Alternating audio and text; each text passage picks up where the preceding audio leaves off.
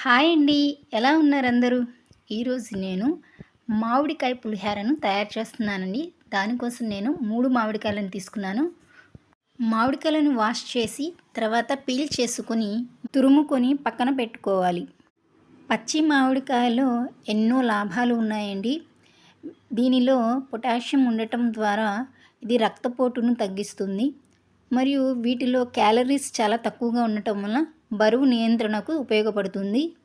రక్తంలో చక్కెర స్థాయిలను అదుపు చేస్తుంది మరియు రోగనిరోధక శక్తిని పెంచుతుంది.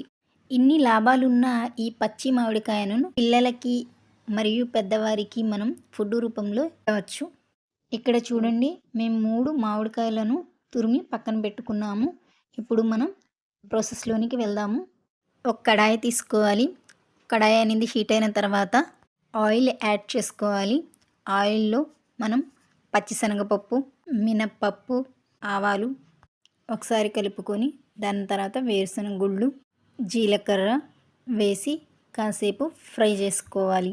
ఫ్రై అయిన తర్వాత ఎండుమిర్చి మరియు పచ్చిమిర్చిని వేసి దాని తర్వాత కాజులను కూడా యాడ్ చేసుకోవాలి. ఇవన్నీ కొంచెం ఫ్రై అయిన తర్వాత చివరిలో కరివేపాకుని వేసి కాసేపు ఫ్రై చేసి దాని తర్వాత 1 టీ స్పూన్ పసుపుని యాడ్ చేసి 1 నిమిషం ఫ్రై చేసుకోవాలి. ఇక్కడ చూడండి, పోపులు అనేవి పర్ఫెక్ట్గా ఫ్రై అయ్యాయి.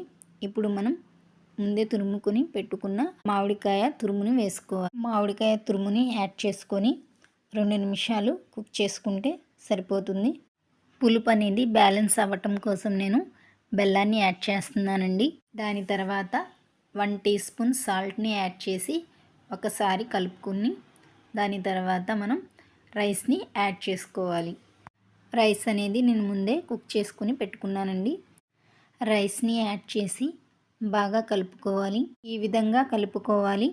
దాని తర్వాత ఫ్రై చేసిన మెంతులను పౌడర్ చేసి దీనిలో 1 టీ స్పూన్ యాడ్ చేసుకొని ఒకసారి కలుపుకొని చివరిలో కొత్తిమీర వేసుకొని దించేసుకుంటే సరిపోతుంది. అంతేనండి, మామిడికాయ పులిహోర అనేది రెడీ అయిపోయింది. మనం ఒక బౌల్లోనికి తీసుకుందాము. మీకు మా వీడియోస్ నచ్చినట్లయితే please like, share and subscribe. Thank you for watching.